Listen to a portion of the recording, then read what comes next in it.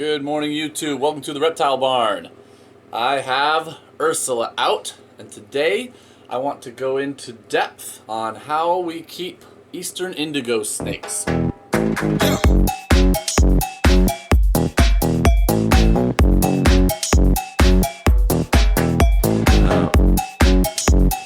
This is Ursula, our 2-year-old female Eastern Indigo snake. This is in the genus Drymarchon. Species is Cooperi. They are, as far as I am aware, the largest snake in the United States. They get very long. For a colubrid, fairly girthy. They, as many of you recognize probably, it's in the same genus as like the Crebos, yellowtail Crebos. So there's also a Texas Indigo, but this is the Eastern Indigo. In the wild, they can still be found in Florida. They are being reintroduced into other parts of their native range, in Alabama and Georgia. But I want to talk about keeping them, and the husbandry and feeding and all that kind of stuff. So, few considerations with Eastern Indigo snakes. They are diurnal, like many of the United States species. I know a lot of reptiles are nocturnal, but this is definitely a diurnal snake, right? So, while conventional wisdom among hobbyists is that no snake requires UV light, I feel like for a diurnal species, you're certainly not going to hurt anything if you use UV, and you're almost certainly going to have some benefits if you use UV. It's not like, we keep monitor lizards. They have to have UV, and they have to have a lot of it, right? They want to have this direct basking spot where they can just absolutely soak up the sun. I'm not saying that these guys are that same level of requirement, but I just wanted to kind of touch on that real quick, because I do think that the debate or the knowledge around UV use in reptiles is advancing right now. We're kind of in a growth phase as far as our knowledge of how that works. So I would recommend, if you have the right setup, go ahead and give them some UV, right? Anyway, but other than that, most of their care is pretty well established in captivity. I'm not going to necessarily go over, some of basic reptile keeping. I wanted to more touch on this video touch on specifics to indigos, right? How they might be different from keeping, say, a king snake or a ball python and things like that. So hopefully you understand the idea of a temperature gradient. These guys, actually, being from Florida, you might think they need a ton of heat. They don't. In fact, they kind of don't do well with tons of heat. They go cooler than you'd expect. We try and keep a hot spot in the high 80s, but then most of their cage can be down through the 80s, down into the 70s. And at night, you can drop even further than that. So definitely not a super high heat needing species, which for us here in Alaska is nice. They do like the water. So we give them a big water bowl that they can get in if they want. Oftentimes they will defecate in the water, which is really nice, because something that all Drymarchon keepers comment on is that their poop is nasty.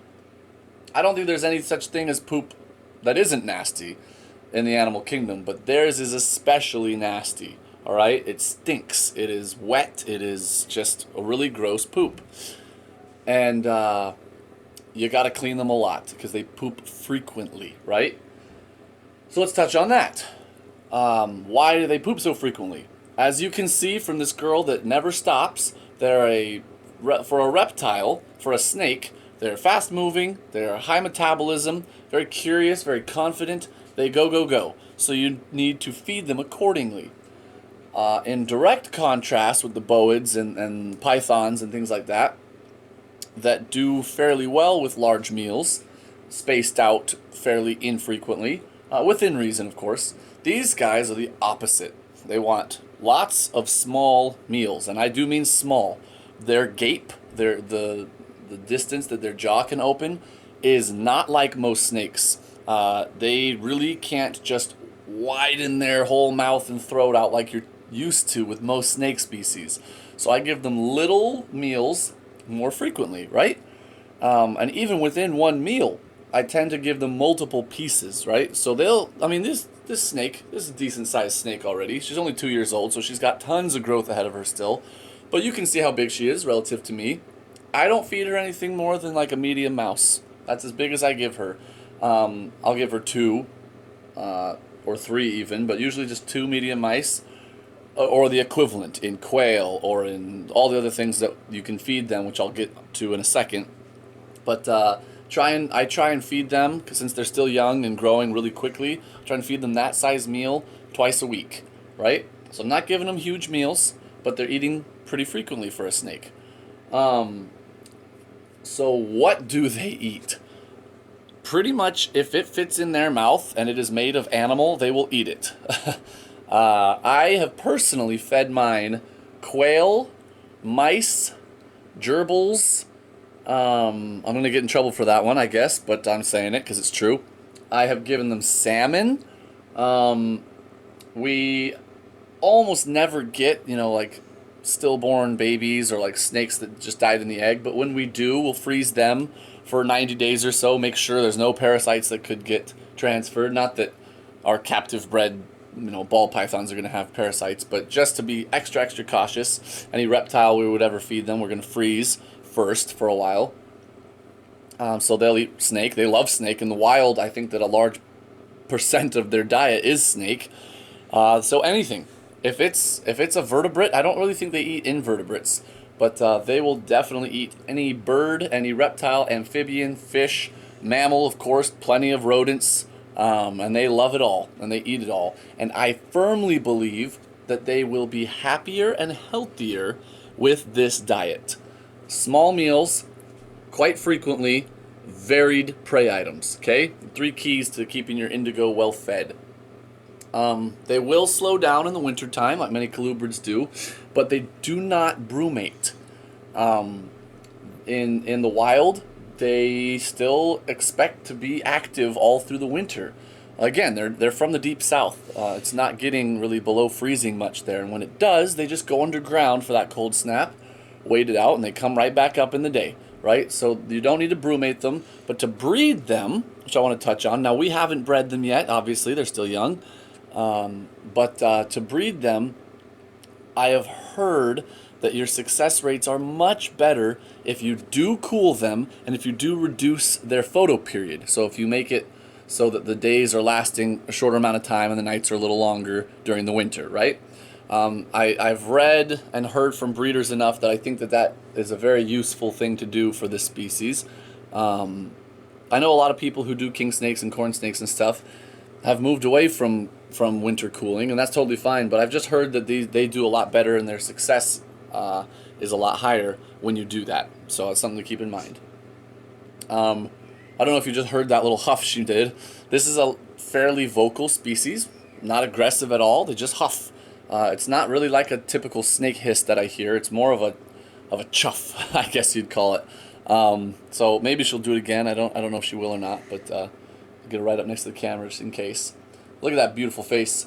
Oh, she just did a little one. I don't know if you heard it. Anyway, the very vocal species. And like I said, they're a very confident species, not biters at all. They can bite, and their bite is gnarly because they have very powerful jaws. Unlike many snakes, they are not venomous and they're not constrictors. So to kill their prey, they just have to use their mouth, more like a wolf, right? They will bite and tear. They'll pick things up and bash them. It's kind of like watching a monitor eat. Of the animals that I keep, that's what I would consider it most similar to, where they will just thrash it around and rip at it. I do not like subjecting any live prey to that kind of treatment. So everything we feed is frozen thawed to these guys. I do not, it's sad enough when the little mice are getting constricted by our ball pythons, or whatever the rodent is. and they're dead in 5 seconds. You know, blood supply gets cut off to the brain, and they're gone. These guys, it's brutal. It's really not fun to watch at all.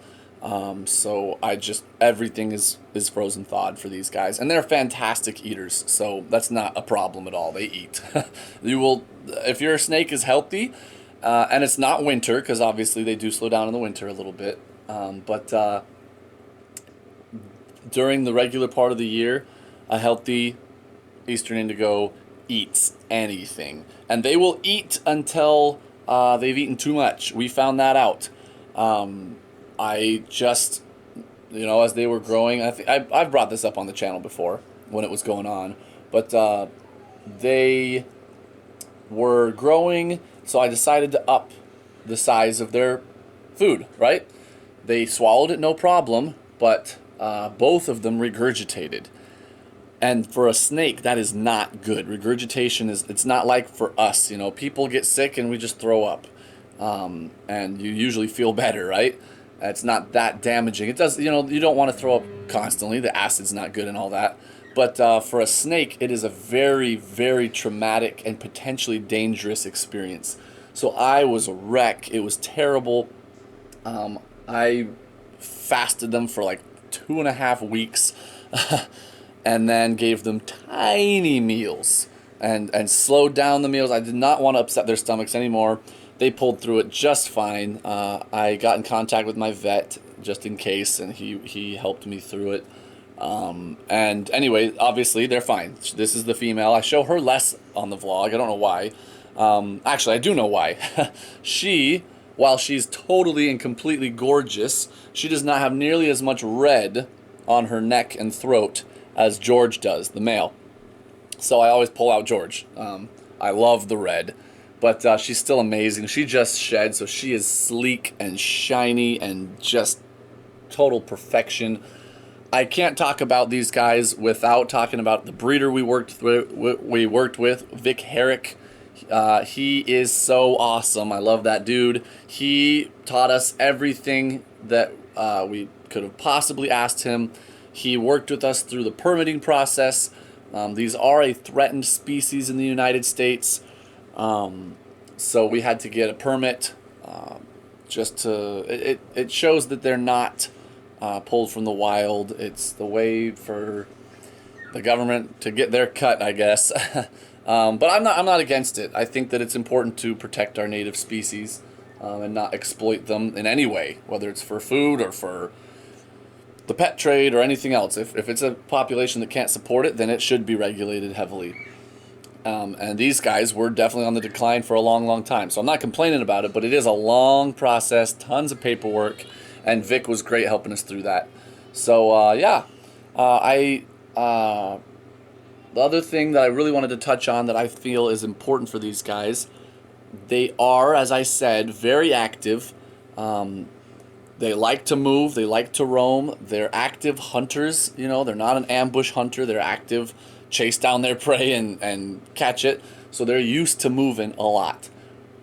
To me, that means the more space you can give them, the better. I'm not going to tell you a minimum requirement because I don't feel like hobbyists and reptile keepers and just animal lovers in general should think that way. What's the bare bones minimum I can get away with and keep my animal alive? I don't like that. So I'm just going to tell you what we're going to do. We are working with a local business here who builds reptile enclosures, among other things. And he is going to build us several cages for lots of our animals, including for these guys. We are about to move them from their tubs into big, I think we're going to do 6-foot by 2-foot cages, which is a size that a lot of people use for them.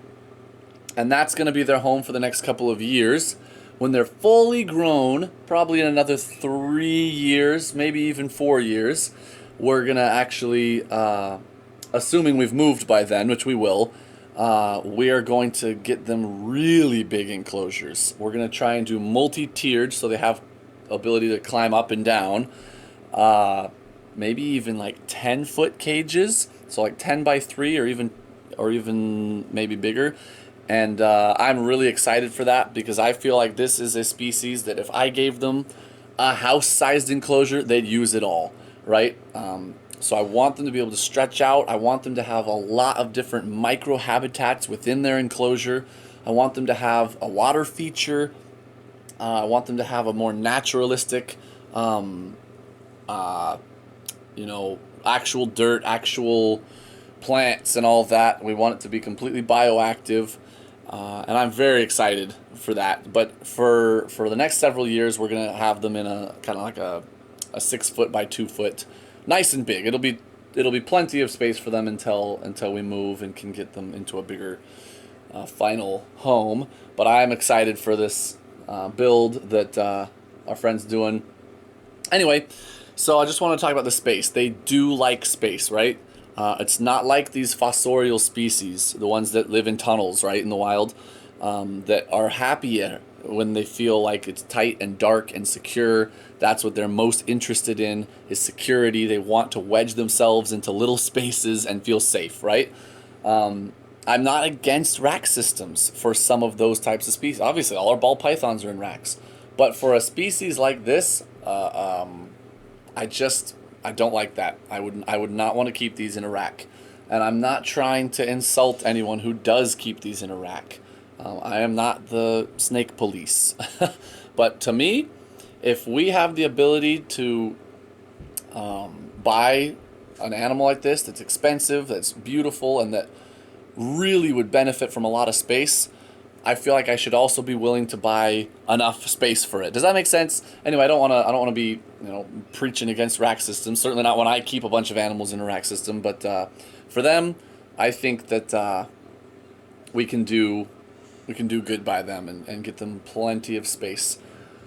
Anyway, that's all I've got for you today. I think I covered everything. You know, feeding, space.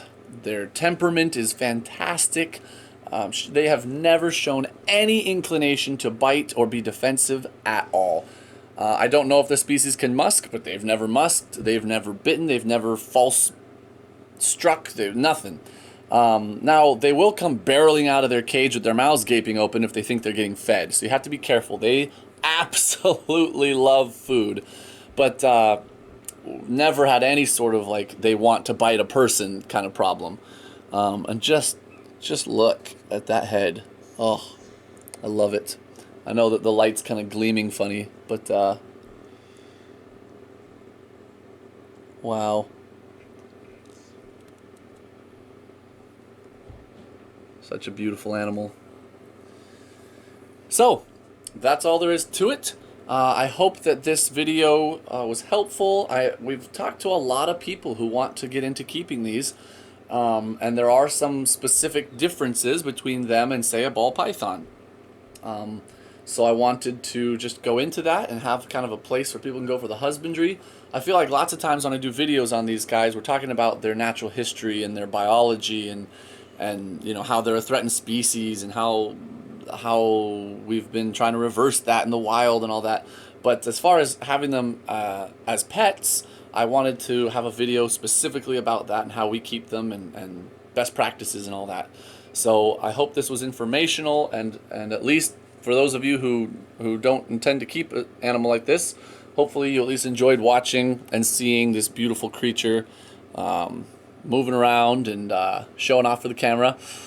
But yeah, thank you so much for watching. Until next time, we're the Reptile Barn.